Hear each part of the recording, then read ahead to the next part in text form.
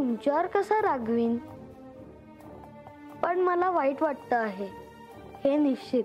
गणेश, त्यावेळी म्हाळसेला कोणाशीच बोलण्याची इच्छा नव्हती. ही जेजुरी सोडून जाण्याचा तिने ठाम निश्चय केला होता.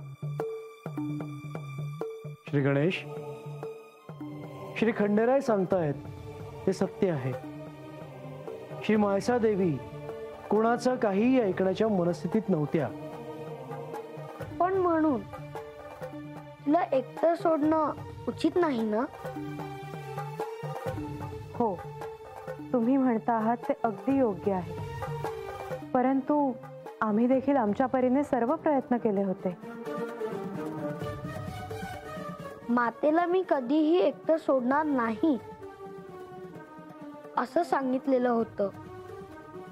आणि जोवर ती जेजुरी गडावर येत नाही तोवर माझा राग काही जाणार नाही. आणि माझी अस्वस्थता देखील जाणार नाही. गणेश, म्हाळसा कोण आहे ह्याचे तिला स्मरण नाही, परंतु तुला तरी ते ठाऊक आहे ना. म्हणून तिला एकटं सोडणं मला मान्य नाही. श्री गणेश, जे घडून गेलं ते कसं थांबवणार होतो आपण? मी गडावर असतो तर तिला कधीही जाऊ दिलं नसतं. आणि जर माता पुन्हा गडावर आली नाही तर मी काय निर्णय घेईन हे मला देखील सांगता येत नाही. गणेश,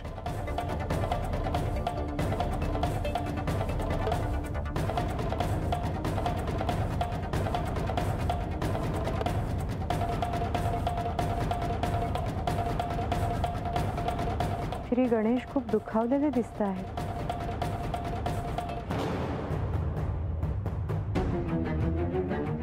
माधवा, लक्ष्मी देवी, त्याला राग येणं हे स्वाभाविक आहे.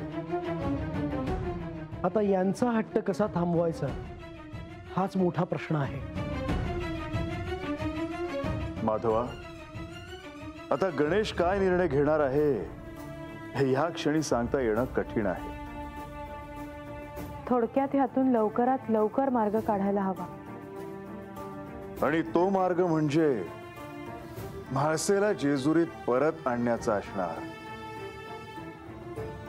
परंतु ह्यासाठी म्हाळसा कधीही तयार होणार नाही हे या क्षणी तरी स्पष्ट दिसत आहे.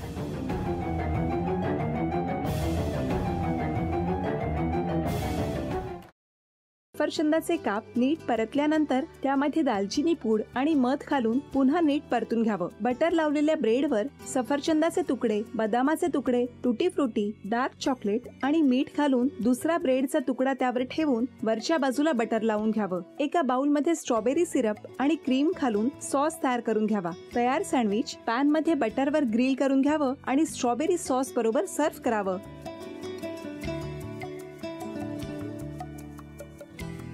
हे जेव्हा बोलत होते तेव्हा मी बघत होतो की या दोघांनी स्वतःचा संसार उभा केलाच, पण स्वतःच्या संसाराबरोबर अनेकांच्या आयुष्यात आनंद निर्माण केला.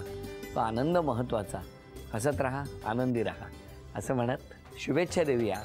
आणि ही झी मराठीकडून भेटवस्तू डेव्हिड तुमच्यासाठी. अभिनंदन.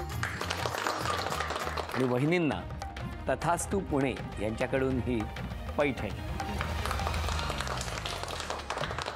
अभिनंदन.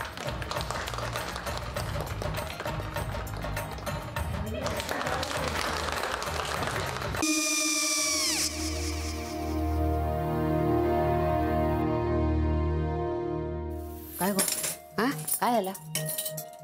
काय झालं? काय आले, मी निकाल लावून आली. हो, पण तिची आईच काय बोलली? तिला वाटलं का सगळ्या निशाने आपल्या चुका कबूल केल्या का? आई, मी चांगलं सुनावून आली आहे. त्या तिची बाजू घेत होत्या, पण मी लक्ष दिलं नाहीये.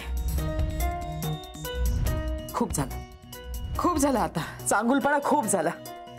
मऊ दिसलं ना की कोपऱ्याने खणतात ना माणसं, ते असं. अहो पण आईच म्हणली काय तिची, पटला काय तिका? मला माहिती नाहीये. आई मी तुम्हाला नंतर फोन करते. हो. आणि आई बाबा जे बोलले त्याचं वाईट नका वाटून घेऊ. सॉरी.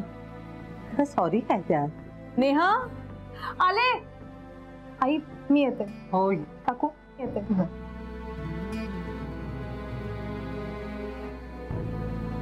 सावकाश जाग. हो हो. मग काय काकू, कधी उडवता लग्नाचा बार? बघूया.